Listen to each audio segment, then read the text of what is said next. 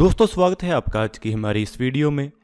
दोस्तों जैसा कि आप जानते हैं कि भारत की नेवी एक तीसरा एयरक्राफ्ट कैरियर बनाना चाहती है जो कि एक 65,000 टन का आईएनएस विशाल एयरक्राफ्ट कैरियर होने वाला है। लेकिन जैसा कि आप जानते हैं कि कोरोना वायरस के कारण यानी कि चाइनीज़ वायरस के कारण भारत में स्थिति गंभीर बनी हुई है और ऐसा देखने को लग रहा है कि भारत की इकॉनमी बहुत जल्दी रिकवर नहीं करने वाली है। तो ऐसा बिल्कुल पॉसिबल अभी नहीं लग रहा है कि भारत तीसरे एयरक्राफ्ट कैरियर को बना पाएगा।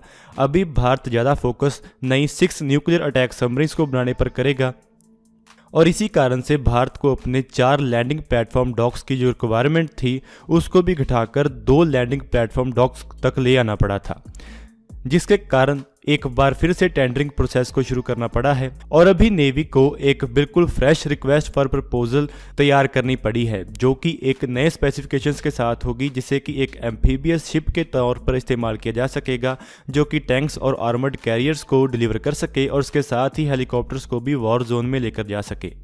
आज की इस वीडियो में हम यही पॉसिबिलिटी को एक्सप्लोर करेंगे कि क्या इन लैंडिंग प्लेटफॉर्म डॉक्स को मिनी एयरक्राफ्ट कैरियर्स में कन्वर्ट किया जा सकता है या नहीं, और क्या भारत एक बिल्कुल नए मिनी एयरक्राफ्ट कैरियर को बना सकता है, और अगर बना सकता है तो इन पर किस एयरक्राफ्ट को ऑपरेट किया जाएगा।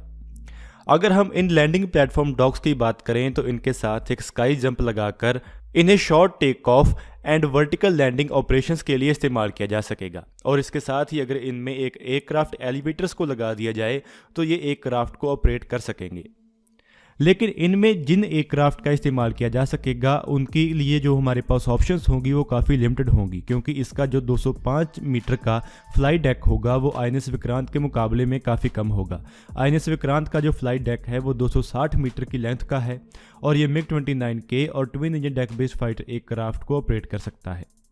लेकिन अगर हम मिनी एयरक्राफ्ट कैरियर्स को बनाने की बात करते हैं तो इनके ऊपर अभी केवल एक ही एयरक्राफ्ट ऐसा है जो कि ऑपरेट किया जा सकता है, जो कि है F-35B, जो कि एक short take off and vertical landing variant है।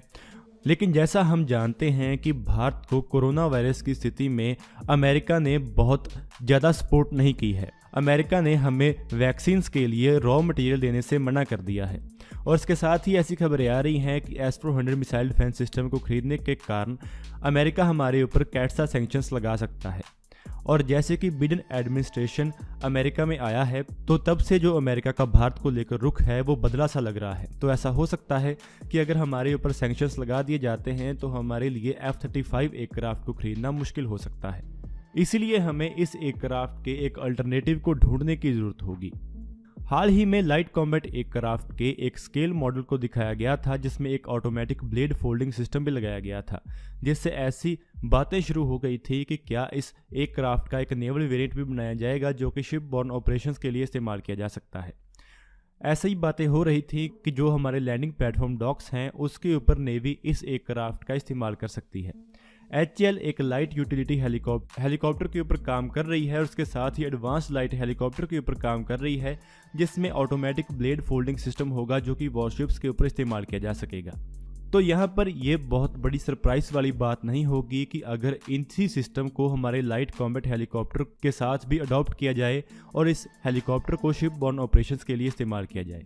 लैंडिंग प्लेटफॉर्म डॉक्स को मिनी एयरक्राफ्ट कैरियर्स में कन्वर्ट करना कोई नई बात नहीं है, क्योंकि जो जापान के इजुमो क्लास हेलीकॉप्टर डिस्ट्रॉयर हैं उन्हें भी एक स्काई जंप के साथ कन्वर्ट किया जा रहा है जिससे कि वो 12 के करीब F-35B एयरक्राफ्ट ऑपरेट कर सकते हैं।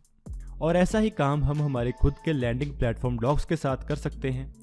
इंडियन नेवी को अभी 65,000 टन के नए एयरक्राफ्ट कैरियर के लिए जो क्लियरेंस है वो 2030 से पहले नहीं मिलेगी, और अगर 2030 में भी इसकी जो क्लियरेंस मिल जाती है तो ये 2040 तक इंडक्ट नहीं हो पाएगा। और अगर हम तब तक हमारे जो ओपोनेंट्स हैं यानी कि चाइना और पाकिस्तान हैं, इन दोनों की नेवल पावर को देखें तो इनमें से चाइना की नेवल पावर बहुत तेज़ी से बढ़ रही है। हाल ही में ऐसी खबर आई है कि चाइना ने एक टाइप 055 डिस्ट्रॉयर को और एक टाइप 075 लैंडिंग हेलीकॉप्टर डॉक को और एक टाइप 094 SSBN को एक ही दिन में कमीशन कर लिया है, यानी कि चाइना ने इन 3 बहुत इंपॉर्टेंट प्लेटफॉर्म्स को एक ही दिन में इंडक्ट कर लिया है। और वहीं अगर हम इसके कंपैरिजन में भारत की नेवल पावर की स्थिति देखें तो हम एक डिस्ट्रॉयर को बनाने में ही बहुत लंबा समय लगा रहे हैं, और वहीं जो चाइना की इंडस्ट्रियल कैपेसिटी है वो ऐसी शिप्स को बहुत कम समय में ही बना रही है। और वहीं चाइना अपने एयरक्राफ्ट कैरियर्स को भी बहुत ज़्यादा तेज़ी से बना रहा है और हम उनके मुकाबले में बहुत धीरे धीरे काम कर रहे हैं। तो अगर हम चाइना की इसी कैपेसिटी को मैच करना चाहते हैं और इसके साथ ही एक केपेबल नेवल एयर पावर बनाना चाहते हैं तो हम इन मिनी एयरक्राफ्ट कैरियर्स के ऊपर फोकस कर सकते हैं। लेकिन अभी भी एक बड़ा सवाल सामने आ जाता है कि अगर हम ऐसे मिनी एयरक्राफ्ट कैरियर्स बना लेते हैं तो अगर हमें F-35 एयरक्राफ्ट नहीं मिलता है तो हम इनके ऊपर किस एयरक्राफ्ट का इस्तेमाल करेंगे। तो यहाँ पर रशिया का नया बनने वाला एयरक्राफ्ट हमारे लिए एक ऑप्शन हो सकती है। रशिया एक VTOL एयरक्राफ्ट के ऊपर काम कर रहा है, जिसके ऊपर काम उन्होंने 2017 से ही शुरू कर दिया है। ये अगले 7 से 10 सालों में तैयार हो जाएगा और ये एयरक्राफ्ट हमारे लिए एक ऐसी ऑप्शन बन सकती है अगर F-35 एयरक्राफ्ट हमें नहीं मिलता है। यहाँ पर आपको बता दें कि रशिया के पास vertical take off and landing technology America से पहले से है। यहाँ पर आपको बता दें कि F-35 एयरक्राफ्ट की जो टेक्नोलॉजी है उसे भी लॉकहीड मार्टिन ने रशिया से खरीदा था, और इससे पहले भी रशिया यानी कि फॉर्मर सोवियत यूनियन याक 141 फाइटर एयरक्राफ्ट को बना चुकी है, जो कि ऐसी ही कैपेबिलिटी वाला एयरक्राफ्ट है। और अगर रशिया ऐसा कोई एयरक्राफ्ट बहुत कम समय में डेवलप कर लेता है तो हमारे मिनी एयरक्राफ्ट कैरियर्स के लिए ये एक अच्छी ऑप्शन हो सकती है। लेकिन अभी देखना यही होगा कि हमारा देश कोरोना वायरस की स्थिति से कैसे उभरता है और हमारी नेवी के लिए जो बजट एलोकेशंस हैं वो कैसी रहती हैं। तो दोस्तों आज की इस वीडियो में इतना ही। अगर आपको ये वीडियो अच्छी लगे तो आप इसको जरूर लाइक और शेयर करें। Thanks for watching this video. जय हिंद, जय भारत।